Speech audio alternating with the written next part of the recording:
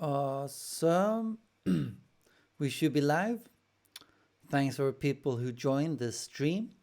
Feel free to leave a comment throughout the stream if you're watching live, or I talk to you after the stream is done.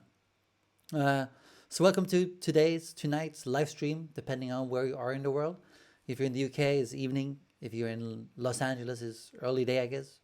Um, but today I want to talk to you about what I learned from Andrew Scheps' mixing on headphone technique, so to speak. Because I was very fortunate to interview Andrew a couple of years ago, a year and a half or 2 years ago. And one of the topics we covered was how he mixes on headphones and how he is able to do such killer sounding mixes on headphones. Um, and obviously, if you are like me, if you have a home studio and you don't have a treated room to mix your music in, it can be very hard, to do the right judgments on speakers because what you're hearing on the speakers in your untreated room will not translate most likely. But and that's why mixing on headphones is such a good tool to have in your tool belt, so to speak, of mixing tools, so to speak, because it helps you if you are in an untreated room. I was hard to say, in an untreated room.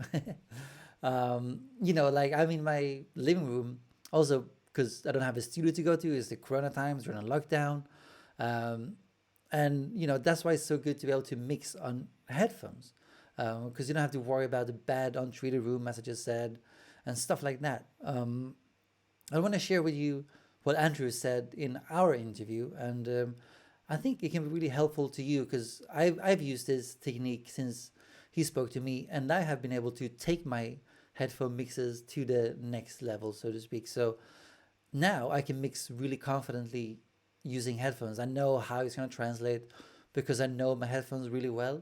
And the headphones I use is the one I'm wearing now. What's it called?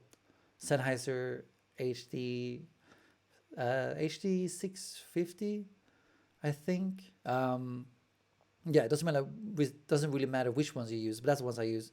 I want to read you what Andrew said in our interview, and then we can talk more about how to develop this or how to make this happen for yourself. So let me just get this up.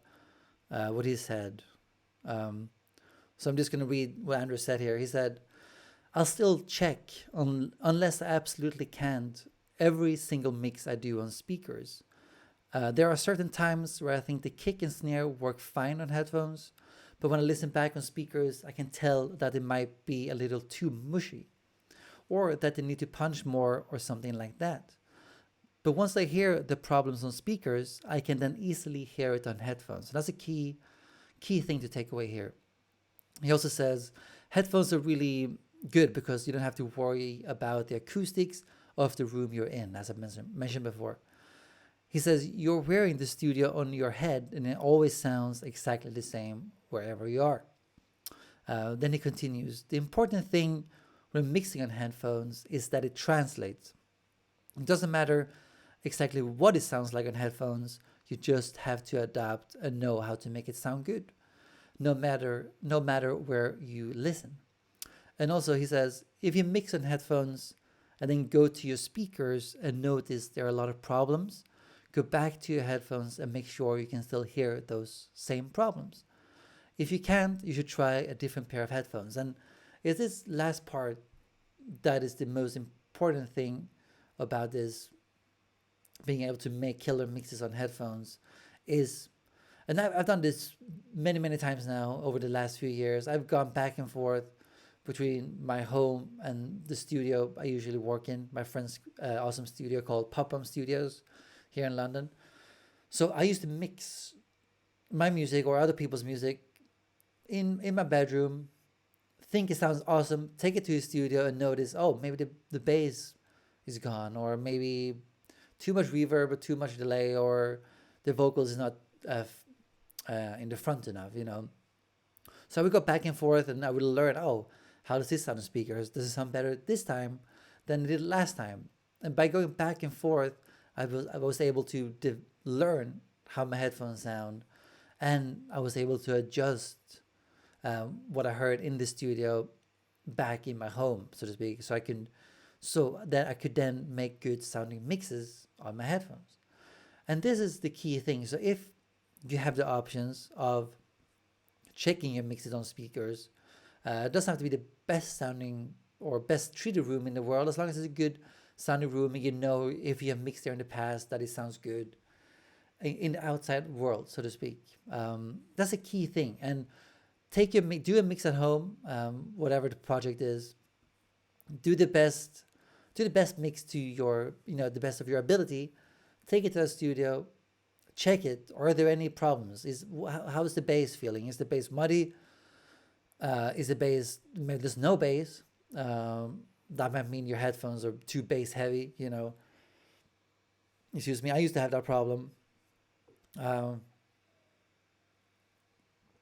Where, because I used to use the Audio Technica, what's it called? What's it called? I guess you guys know it. You can leave a comment, letting me know which headphones I'm talking about. But I used to use them, and they were way too bass heavy. So my mixes, when I checked them in the outside world, they never translated. There was no bass. It sounded lame, really lame. So by able to go back and forth, I learned that, and then I changed headphones to these. They turned out to help me actually to become better, and they weren't as exciting in the bass as the Audio Technica ones. But that's how I was able to use Andrew's tip, and this is what you can do too. And I think it really works, and I think it can really help you too if you mix a lot on headphones and you're finding that they don't translate. This tip really, really works. And again, if you have headphones that might be too bass heavy, that's something I would try to steer away from, because it usually tend to be that your mixes lack a lot of bass. So definitely try this tip, and this is what I learned from Andrew. I'm going to leave the link to the full interview in the comments below so you can check it out. But there's also another trick I want to share with you, and I've spoken about this throughout the last few weeks on the live streams, and that is, what's it called? I'm blanking on his name. He mixed Alabama Shake. He mixed the War on Drugs. Sean Everett. He's an awesome mixing engineer, and his trick on using Wave C4 on the master bus to check, so that you can solo the different bands. So he solos the bass band, or the low band, so to speak. He can solo the mid band, high band, etc.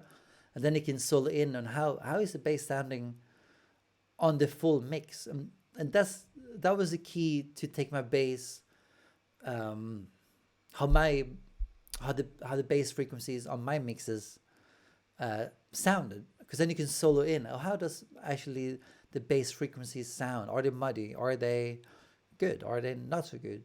That trick can really help you take your headphone mixes to the next level by being able to solo in on the various frequency bands. And the low end is very hard to mess up, so that is a really good thing to do. So put C4 on your master bus, solo the low band, and then you can hear the relationship between the kick and the bass more. Is there anything else that is masking the kick and the bass? You can hear that too by using that trick. I can really recommend it. But that's it for this video. I hope it was helpful. Let me know if you have any tricks when it comes to mixing headphones, or if you're struggling to mix on headphones. I would love to hear from you. Leave a comment below. And also, actually, before you leave, there's a free guide that you can download. It's called 3 Tested Ways to Increase Your Client Base. And I made this guide for home studio owners or people who are freelancers and you want to increase your client base. So in this guide, you can learn my tested email script of how to contact bands online, and how to get clients offline or in real life, so to speak, and how to get clients coming back for more.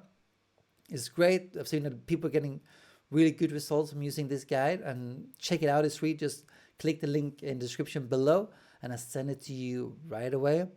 But that's it for this stream. I'll see you guys in the next few days. Take care.